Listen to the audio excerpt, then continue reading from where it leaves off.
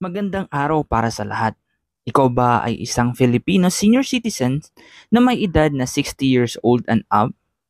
If oo, para sa iyo ang videong ito. Dahil sa videong ito, ituturo ko sa inyo ang step-by-step online registration process paano mag-register sa kauna-unahang Filipino senior citizens database na implemented by the National Commission of Senior Citizens. Pero bago yan, ito yung magiging video summary or video outline natin. Ito yung mga tanong na masasagot sa videong ito. Una, ano nga ba yung RA 11350 or also known as the National Commission of Senior Citizen Act? Pangalawa, ano nga ba ang silbi nito or ang functions nito para sa mga senior citizen? Pangatlo, paano yung step-by-step registration process? At ang panghuli, ay kung paano mo mabe-verify or kung nabasa ang iyong registration. Tara, umpisahan na natin. Ano nga ba muna ang Republic Act 11350 o mas kilala bilang the National Commission of Senior Citizens Act? So itong batas na to ay nagawa last 2019 pa.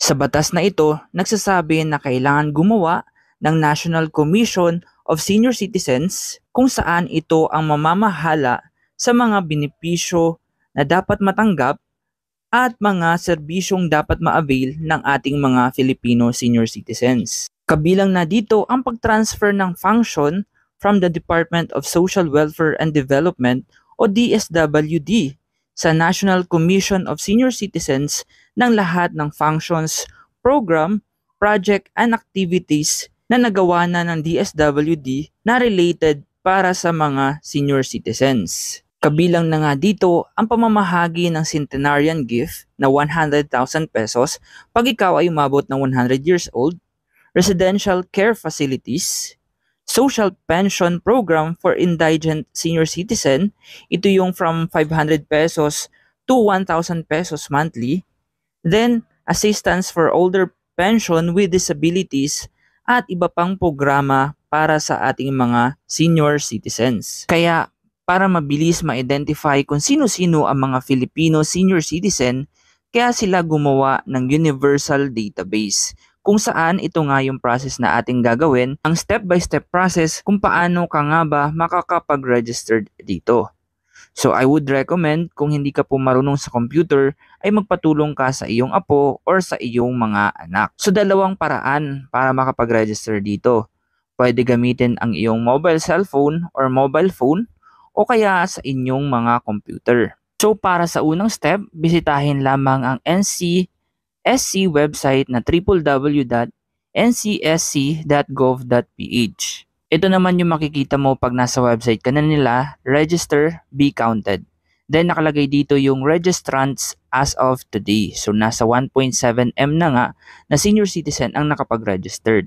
So para makapag-register, pinutin yung register now. So ito na nga yung makikita mo yung online registration. Nakasaad dito na each senior citizen is invited to register for the NCSC Database Build-Up Campaign. Your honest and sincere support will help the NCSC develop an excellent senior citizen information system in the country to be used as the basis for plans, programs, projects, activities, and events that will help improve the lives of older Filipino persons. Pinutin mo lamang or i-check mo lamang yung I agree and certify that I have read the above instructions, that I fully understand my participation in the registration process of the commission. Pinutin lamang yan or i-check lamang yung box na yan, then pinutin yung proceed. Tapos sa page na to, ito na yung online senior citizen data form.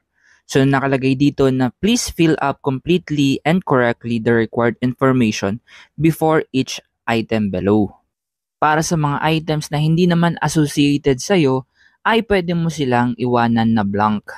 While yung mga items naman na may nakalagay na asterisk, yun ay mga required field or dapat may sagot. So, first part is yung identifying information. Ito yung pangalan mo, last name, first name, middle name. Then kung meron kang extension, i-click mo lang yung I have name extension, yung address mo, and ang iyong date of birth sa format na month, date, and year. Tapos sa bandang ibaba pa, nandito yung birthplace, marital status mo, religion, sex, then make sure yung updated contact number ang ilalagay mo dito and email address. Kailangan din ng messenger name. Like I said, kung walang asterisk, hindi yan required na field. So kung wala kang ganyan, leave it blank. Then itong OSCA ID number and yung mga number mo na mga government. Pero kung wala ka naman dyan, hayaan mo lang yung field na yan, pwede mo siyang blanco lang. So dito sa second part, ito yung tinatawag na family composition kung saan ilalagay mo yung iyong name of spouse or pangalan ng iyong asawa. So kung wala kang asawa, leave it blank. Pangalan ng iyong nanay, pangalan ng iyong tatay, and mga pangalan ng iyong mga anak from oldest to youngest. So since wala siyang asterisk, itong field na to ay hindi naman required or mandatory. So kung wala kang ilalagay dyan, proceed ka sa next. Dito naman sa pang third part, ito yung tinatawag na dependency profile. Tinatanong kung yung living condition mo, kung ikaw ba ay naninirahang mag-isa or naninirahan kasama ang mga sumusunod. So pwede mong i-check alin man sa mga sumusunod dyan. For example, living with grandchildren, spouse, in-laws. Kung sa mga kamag-anak naman or iba pa, pwede mong ilagay dyan yung others. Then indicate mo kung ano. Tapos nakalagay din yung living condition, kung wala kang privacy, overcrowded in home, at iba pa. Pero ito guys na field na to ay hindi rin mandatory. So, pwede mo siyang i-leave as blank. Then yung pang part 4, ito yung education profile. Kung saan ilalagay mo yung highest educational attainment mo, kung nakapag-graduate ka or hindi ka nakapag-aral, or kung nakapag-graduate ka ng high school, college, vocational at iba pa. Then specialization, technical skills, shared skills, involvement in community activities. So kung wala ka naman dyan, since hindi naman siya required field, ay pwede mo na rin siyang hindi sagutan. Siguro ilagay mo lang or importante lang dyan is yung highest educational attainment. Other than that, since hindi naman required, ay pwede mong i-leave as blank. Then dito sa part 5, ito yung economic profile. Yung mga question is number 31, source of income and assistance. Kung kumikita ka ba sa sarili mo, sa pension mo, insurance, savings, sahod o iba pa. So kung wala kang kinikita or wala kang sariling income, pwede kang huwag maglagay dyan. Then assets, real and immovable properties kung meron ka nyan. So kung wala naman, kung wala ka namang mga option doon sa mga nabanggit, ay leave it blank since hindi naman siya required. Dito naman sa monthly income, kung wala kang income, pinutin mo yung none. Then problems, needs commonly encountered. So ayan, kung anong gusto mong piliin dyan, lack of income, loss of income, at iba pa. Then ito na yung isa sa mga importanteng part, ito yung health profile. Kasi guys, narinig ko na nagbabalak sila na or nagpro-propose sila na magkaroon ng annual physical check-up yung mga senior citizen. So maganda to sagutan na talaga ng maayos.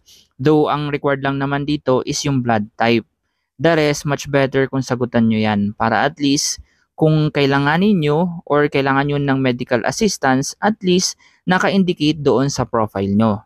Tapos sa bandang babang part, pwede mong ilagay dito yung mga list of medicines for maintenance just in case nagme-maintenance ka. Then kung meron kang scheduled medical or physical check-up, kung wala, pinutin mo yung no. If yes, kung kailan siya ginagawa. So kung wala naman, no, hindi naman required na field. Pero kung may maintenance ka, make sure i-indicate mo dyan. Then sa part na to, ito na yung OSCA ID and photo attachment. Kung saan, i-upload mo or magta-take ka ng photo of your OSCA ID. So kung wala ka namang OSCA ID, ay any government issued ID na available sa'yo. So make sure na hindi siya lalagpas ng 50 MB. So pinutin lamang yung kulay pula na upload and i-upload mo yung iyong OSCA ID or any government ID. Dito naman sa part na to, mag-a-attach ka lang ng iyong actual photo. So pinutin mo lang yung upload or take a photo. Make sure na yung i-upload mo ay close-up image of your face. Then make sure na nasa 2x2 size lang siya. Make sure na updated and hindi whole body picture, bali selfie lamang po. Dito naman sa part na to ay magka-create ka nung passkey number or password na 4-digit na yun yung gagamitin mo if ever magla-login ka mamaya for verification. Kailangan na 4-digit yan guys. Then re-enter para ma-confirm na tama yung nilagay mo. Tapos sa bandang ibaba naman, affix your signature. So kung computer yung gamit mo, i-move mo lang yung mouse, i-drag mo lang siya, then i-move mo siya. Then if ever na mali yung nalagay mo, pinutin mo yung click clear and sign again. Then magsulat ka na lang ulit ng iyong signature.